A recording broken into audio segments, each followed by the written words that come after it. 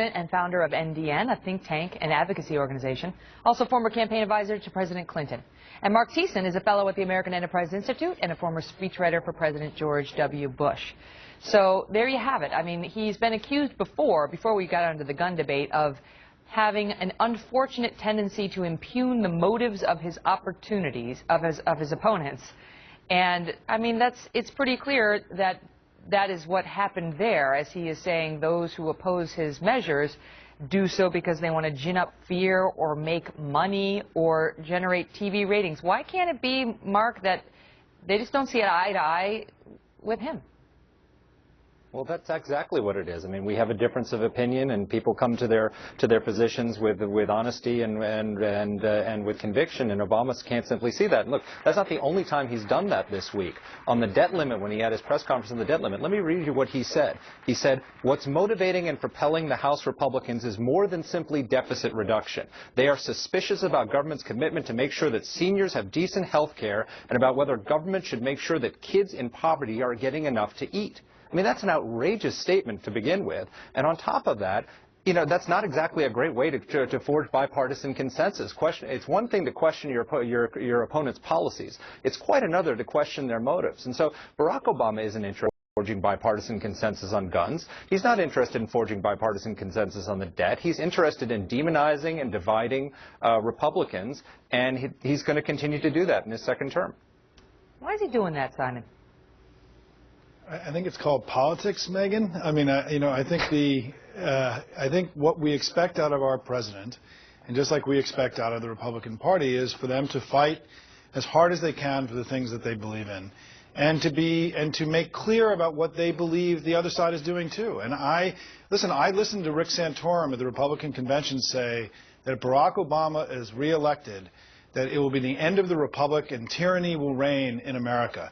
So the idea that he invoked the notion of tyranny was, you know, the number 2 guy, the guy who almost won the Republican nomination, used those lines himself at the Republican convention. This is not pie in the sky stuff. This is common talk on the right about his presidency, Barack Obama, and some of the issues. So what I'm surprised by, can I just say, and I respect Mark a lot, is that there's just so much whining going on here coming from the right about Barack Obama now fighting hard for the things that he believes in. You guys thought he was a wimp.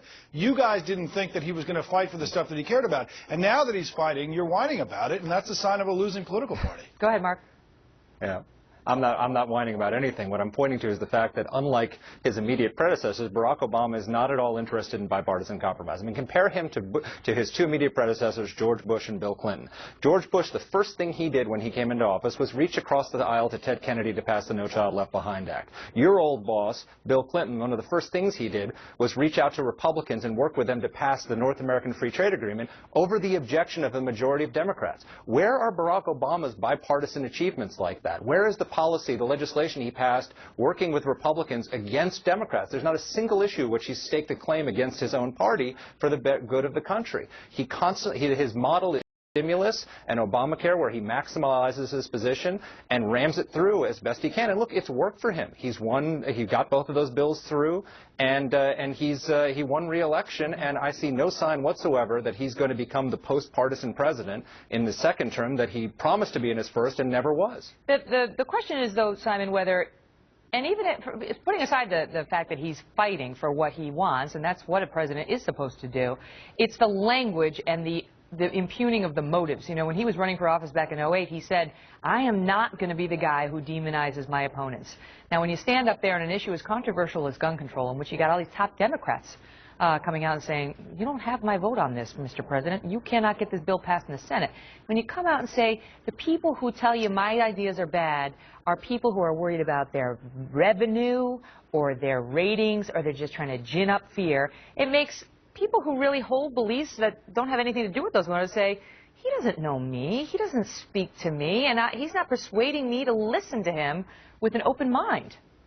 Well, I think, Megan, 2 things. One is that these were obviously part of much longer press conferences, and there was much more said throughout all this. And so, you know, you guys picked out the sort of the most controversial parts, perhaps, of the press conference. And there was a much longer and I think more thoughtful discussion of these issues if you pull the whole transcript.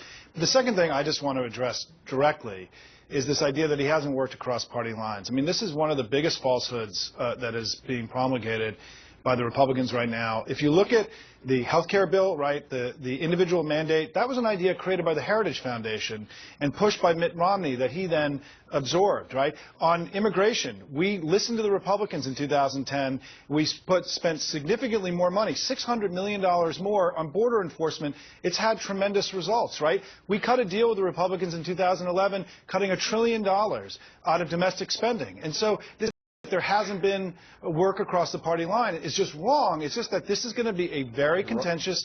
The two parties are fighting right now. It's going to be very contentious, and I don't think that that's going to dissipate in the next couple of years. I think it's going to be a tough and rough go of it here over the next 2 years. Nothing you read about that. Go ahead, Mark. Immigration is going to be a major test for Barack Obama, because this is an issue where Republicans, looking back at the last election, are having a big rethink of their policies. And Marco Rubio has stepped forward and is trying to forge a middle ground on immigration. And that means Barack Obama has a choice. He can either take a maximalist position and try and use immigration, like he's used all these other issues, to drive a wedge between Republicans and Hispanics, or he can reach out to Rubio the way George Bush reached out to Ted Kennedy and try and forge a major bipartisan effort on immigration. So this is going to be a major test for Barack Obama, and we'll soon see if he's the post-partisan president that he promised to be or not. All right, guys. Good debate. Good to see you both. Thanks, Megyn. Thank you. We'll take a look at this picture.